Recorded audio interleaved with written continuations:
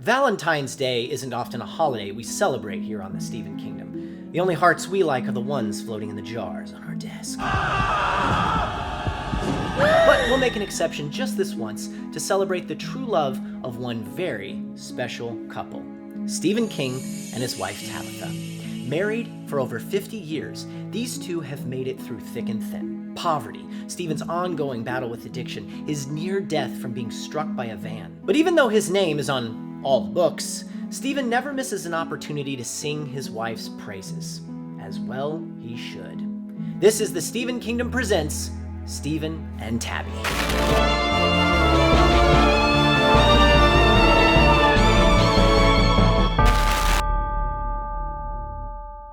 If there's a Mount Rushmore of towering figures whose noble actions gave us the Stephen King we know and love today, his wife, Tabitha, looms large, chiseled in granite, so durable and mighty that not even the winds of time can erode it. While Tabitha King's husband, Stephen, is one of the most successful best-selling authors of all time, she's no slouch in the writing department herself, having written 8 novels and 2 works of nonfiction. Tabitha is a woman essential to the formation and growth of Stephen King, as both a writer and a man. So even though Stephen takes the front seat here at the Stephen Kingdom, never mistake Tabitha as merely the wife of Stephen King, solely existing to jumpstart the career of a literary behemoth in the mid-70s. In fact, maybe we should scrap this whole Stephen Kingdom thing and go in a different direction. As a woman who loves and supports her husband, Tabitha believed in Stephen when no one else did. Not even he himself. And there is a very real argument to be made that without Tabitha, Stephen King could well have ended up as a modest school teacher in Maine, and pop culture icons like Annie Wilkes and Cujo and Pennywise and Roland Deschain would have remained in the dustbin of an alternate reality. Because without her, we would never have gotten Carrie, Stephen's first novel. But before we go back to the now legendary story of Tabitha literally rescuing the first pages of Carrie from Stephen's trash can, what's a love story without a meet-cute? Setting: the University of Maine, fall 1970. Our young star-crossed college students enter Mr. Stephen King and Miss Tabitha Spruce. I met her while we were working together at the Raymond Fogler Library at the University of Maine, but really got to know her in a series of poetry seminars and workshops. She read a story of mine called I Am the Doorway in the early fall of 1970 and said it was one of the best science fiction stories she'd ever read. Excuse me. Are you Stephen King? Who's asking? Your story, I Am the Doorway, is one of the best science fiction stories I've ever read. I was flattered out of my socks. Stephen and Tabitha graduated, and as with many newly minted graduates, they found themselves struggling to make ends meet. At first, Stephen couldn't even get a teaching gig, so he slaved away at an industrial laundromat for $60 a week. We got married young, had a kid right away, and a second kid almost right after that. I was making the princely sum of $60 or $70 a week, and getting all the overtime I could. The only thing that was really keeping our heads above water were these stories for men's magazines. His first big sale after graduation was for $200 to Cavalier for his short story Graveyard Shift. And it was the first indication that, hey, maybe he could actually make a living at this writing thing. My short story sales to the men's magazines had become crucial to our financial survival. It got to the point where when one of the kids got an ear infection and we needed to buy antibiotics, Tabby would say, half joking and half not, "Hurry up, Steve, think of a monster!" It's now early 1973. Stephen and Tabitha have both graduated and have been married for about 2 years and already have 2 young children, Naomi and Joe. Our young struggling couple lives in a double-wide trailer in Herman, Maine, which Stephen would later call The asshole of the world. and then would apologize for dubbing it Really no more than the armpit of the world. Stephen and Tabby's daily routine goes a little something like this. Stephen teaches public high school English at the Hampton Academy in Maine, pulling in $6,400 a year, a huge step up from $60 a week at that miserable laundromat. The trade-off, well, the teaching is really eating into his writing time. While Stephen is teaching during the day, Tabby stays at home with the kids. And then, Stephen comes home from work just as Tabby leaves in her hot pink uniform to work the night shift at the Dunkin' Donuts. Dunkin' The management heroically overlooked my excessive education. At home with 2.5-year-old Naomi and less than 1-year-old Joe, Steve preps for the next day's classes, grades homework, and then crams himself in a tiny room, cradling a children's desk balanced on his thighs, clacking away at Tabby's Olivetti typewriter. He always did an hour or two, no matter how exhausted he was. He used my typewriter, a little Olivetti I bought when I was in high school. I've always suspected he married me for it. One of the many tales Stephen was churning out on that Olivetti was Carrie, which he had originally conceived as a short story. He had started it basically on a dare after a college pal bluntly asked him, "Why are you writing all of this macho crap?" Well, it turns out Stephen was only writing macho crap because writing about dudes was way easier than grappling with the mysterious world of high school girls. So after a few pages into Carrie, Stephen found the whole experience so miserable that he chucked them into his trash and he never looked back. Until Tabitha came along, that is. The first page caught my eye. I swallowed the first sentence and kept on going. Credit a compulsive eye if you want, but also a story with an immediate hook. It wasn't anything more than a fish going for a bright flash. Yes, Tabby took Carrie out of the trash can. She really did. There are critics who would argue that perhaps she should have left it there. After Tabitha rescued Carrie from the trash and Stephen dove back into the writing, he couldn't help but suspect that Tabby was amused to find her husband hopelessly mired in the sociological peer dance of the adolescent girl. It wasn't until after I fished the beginning of the story out of the trash that he admitted he had been trying to see if he could write female characters who weren't either zeros or bitches. But it's not as if Tabby just rescued Carrie and everything was hunky-dory from there. Stephen was still having an equally miserable and confusing time writing about the world of high school girls. Menstruation is still an unexpected subject for a novel, let alone one written by a man. Just the mention of a period has the tinge of a joke in bad taste. But if there's one thing that continues to surprise me about Stephen, it's his refusal to write the expected, to be confined in any way by other people's rules about what he can write. And even though Carrie has Stephen King's name on the cover, it was a real team effort in a lot of ways. Because if Stephen hadn't gotten the details right, his female readers would have been all too quick to call BS. Tabby helped me, beginning with the information that the sanitary napkin dispensers in high schools were usually not coin-op. Faculty and administration didn't like the idea of girls walking around with blood all over their skirts just because they happened to come to school short a quarter, my wife said. Carrie went on to become a huge success, catapulting Stephen into becoming a best-selling author with his very first published book. If you like all the juicy details, check out our episode on the publication history of Carrie right up here. And how did Stephen thank Tabitha for seeing a blockbuster book where he saw only frustration fit for the trash? Well, shortly after Carrie's paperback rights sold for a staggering $400,000, Stephen went for a walk to buy Tabitha a Mother's Day gift. And what does he buy her with all this new money? Well, a hairdryer at a drugstore for $29. But you know what's more valuable than a $29 hairdryer? Besides, well, anything that costs more than $30, this dedication to Carrie that appears in every one of the 350+ million copies of Carrie published since 1974. This is for Tabby, who got me into it and then bailed me out of it. Observes Tabitha in a way only she can. Who'd ever have guessed so much could come out of some girl having trouble with her period? With Carrie ushering in decades of Stephen King's status as a multi-million-dollar making best-selling author, the King family's monetary struggles had come to an end.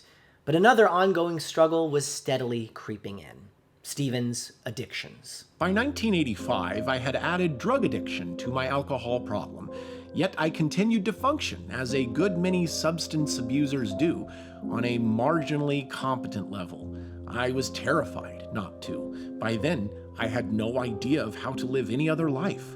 I hid the drugs I was taking as well as I could, both out of terror. What would happen to me without dope? By 1985, Stephen's downward spiral had been a long time coming, and his rock bottom was almost here. In late 1985 and early 1986, I wrote Misery. The title quite aptly described my state of mind, in which a writer is held prisoner and tortured by a psychotic nurse. In the spring and summer of 1986, I wrote the Tommyknockers, often working until midnight with my heart running at 130 beats a minute and cotton swabs stuck up my nose to stem the coke-induced bleeding. And just as she had swooped in and saved Carrie over 20 years before, Tabitha once again swooped in to save something even more valuable: her husband's life. Not long after that, my wife, finally convinced that I wasn't going to pull out of this ugly downward spiral on my own, stepped in. It couldn't have been easy. By then, I was no longer within shouting distance of my right mind. But she did it. She organized an intervention group formed of family and friends, and I was treated to a kind of "this is your life" in hell. Tabby began by dumping a trash bag full of stuff from my office out on the rug: beer cans, cigarette butts, cocaine in gram bottles, and cocaine in plastic baggies, Coke spoons caked with snot and blood, Valium, Xanax, bottles of Robitussin cough syrup, and NyQuil cold medicine, even bottles of mouthwash. The intervention was not easy, not for Stephen, certainly not for his family. Tabby said I had my choice. I could get help at a rehab, or I could get the hell out of the house. She said that she and the kids loved me, and for that very reason, none of them wanted to witness my suicide. Stephen's recovery was a long road, but in the end, the love for his wife and children won out against the demons of addiction. Little by little, I found the beat again, and after that, I found the joy again. I came back to my family with gratitude, and back to my work with relief. And so it went for over a decade, until he would pay another visit to death's door. On June 19, 1999, Stephen King was struck by a van while on his daily walk, very nearly killing him. I was walking up the side of the road on the shoulder, and something came over the top very fast. And the next thing that I knew, I was looking at the back end of the van. It just happened. Bang, there it was, and I woke up with my lap on sideways. After Stephen was out of critical condition and sent back home to embark on the long and torturous road toward healing, he found himself at a crossroads. Get back to writing, or don't. The physical act of writing, sitting at a desk with a busted hip and twisted limbs, was agonizing. But maybe, just maybe, he could push through the pain and use writing as a form of distraction. An almost impossible choice to make on your own. In the end, it was Tabby who cast the deciding vote, as she so often has at crucial moments in my life. I'd like to think I've done the same for her from time to time, because it seems to me that one of the things marriage is about is casting the tie-breaking vote when you just can't decide what you should do next. Tabby's vote? When I told her on that July morning that I thought I'd better go back to work, I expected a lecture. Instead, she asked me where I wanted to set up. I can rig a table for you in the back hall, outside the pantry. There are plenty of plug-ins. You can have your Mac, the little printer, and a fan. Here's Stephen King, author of Misery, confined in a room because of his broken body, not unlike Misery's protagonist Paul Sheldon. And who else to keep him company but a fan? I'm your #1 fan. Even after his near-fatal injury, Stephen King barely skipped a beat, continuing to publish a non-stop stream of bestsellers. And with those bestsellers came millions and millions more dollars to blow on lavish yachts, prime New York real estate, and remote Pacific islands where the King family could hunt human beings for sport. Nah, JK. Even though the King family is rich AF, they live somewhat modest lives considering just how rich they are. King's net worth is in the neighborhood of $500 million. And they love spreading the wealth. Stephen and Tabitha created the Stephen and Tabitha King Foundation in 1986, which, quote, promotes strengthening and supporting communities and draws upon the values and spirituality of the founders. The foundation has a special interest in organizations and people who have less recourse to usual channels of resources, focusing on community-based initiatives in the state of Maine only. Throughout the years, Stephen and Tabitha have donated millions to causes near and dear to their hearts. They saved the local Bangor library, paid heating bills for Maine residents during a harsh winter, chartered 2 buses to transport troops from my home state of Indiana to their home state of Maine so that the troops could be at home with their families for the holidays, and on and on and on. And these are just the stories we know about. Stephen and Tabitha make anonymous donations to various causes all the time. But one particular donation actually became quite public when a careless news headline ruffled the king's feathers. In February 2019, the Associated Press published a story with the headline, "Stephen King and his wife donate $1.25 million to New England Historic Genealogical Society." Whoa, whoa, whoa! Wife? She's got a name, AP. Ooh boy. So, Stephen took to Twitter. My wife is rightly pissed by headlines like this. Stephen King and his wife donate $1.25 million to New England Historic Genealogical Society. The gift was her original idea, and she has a name, Tabitha King.